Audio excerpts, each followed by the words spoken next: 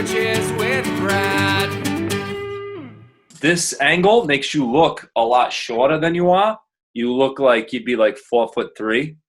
I'm a You know what I mean? baby. You're kind of like this. You're kind of like, I hate this shit. Like, why can't we just hang out? You know what I mean? What? Your pecs look phenomenal, by the way. I got titties right now. Let me ask you what James Firth asked me the other day, which is how much longer of this before you go insane? I'm all right now. 3 weeks ago, I was out of my mind some days. I think like I haven't figured it out, but I'm better now at having nothing to do. Like the coping mechanisms have formed. You're in a 3 group. weeks ago. I was out of my mind 3 weeks ago. I was like, oh my God, no stand-up comedy, no job during the day. I don't have enough hobbies. What do I do with my time?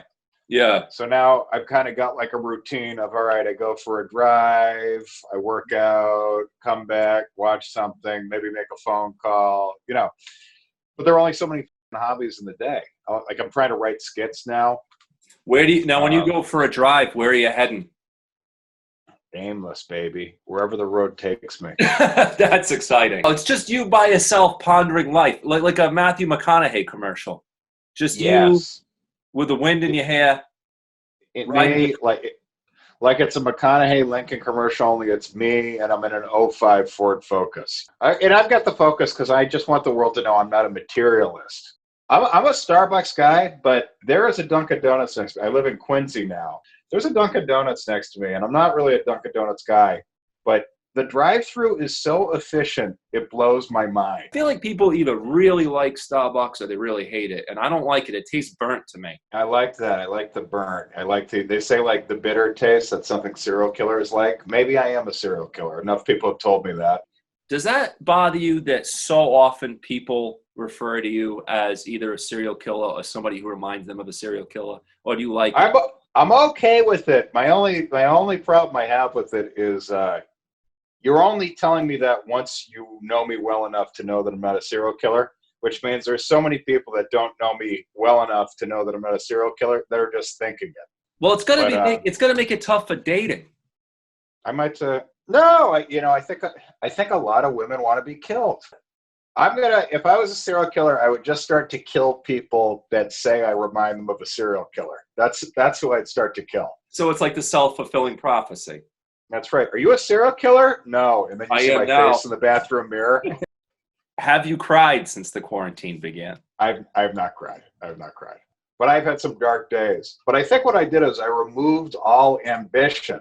Okay? So now I'm kind of like, all right, just a slug, just wriggling its way through the world now. Because if you have ambition, you could be really disappointed. But like, I think I would like block out all my negative thoughts by doing stand-up every night. Just like, all right, stay busy. Stand up. And then you take that away, and it's just like, oh shit, I had too much self-worth wrapped up into stand-up comedy. Yeah, it really is.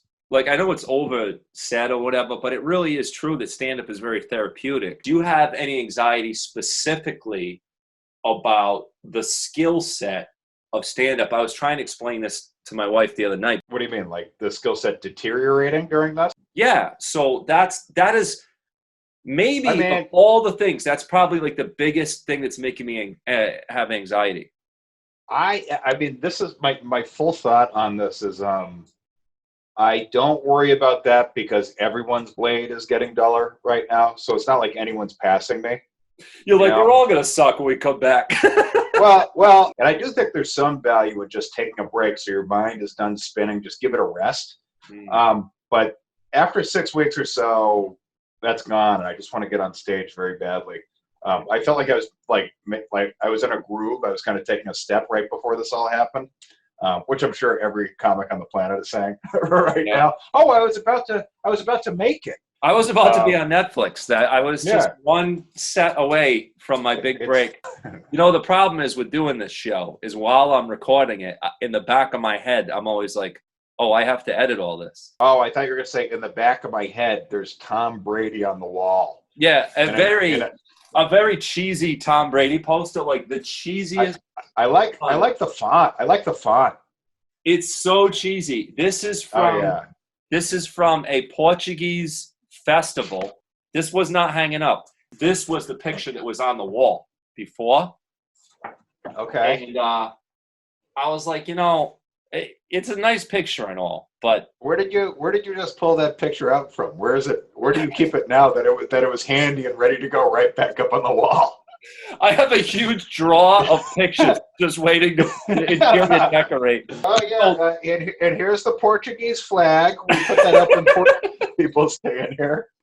Tom Brady, I didn't even recognize him for a second because he's not wearing a Buccaneers uniform. Yeah. What a shitty thing to happen right in the middle of all this, that Tom Brady leaves the team. It's a weird feeling. It is. You know what's going to be even weirder than seeing him play on the Bucs is him playing in Tampa Bay with no audience. Do you think they're going to play with no audience? I don't, unless there's a vaccine. I don't know how they would do it without. I don't. I mean, the NBA is already talking about like they're trying to get the playoffs back without a crowd. I have no idea. I mean, like even like stand-up comedy, which is a much smaller crowd. Like, isn't Rhode Island capping crowds at like 50 for the summer? Yeah. Yes, that's one of the many reasons why I'm depressed. For sure. But I mean, like that means, we can have small shows, but even 50, you don't want them just on top of each other. You want them spread out, which is the worst thing for comedy. We can all do shows at the Pub on Park. That's the only venue. Pub on Park is the only venue that is just ready to go. They're like, hey, guys, listen, no one sit anywhere near the stage. And they're like, done.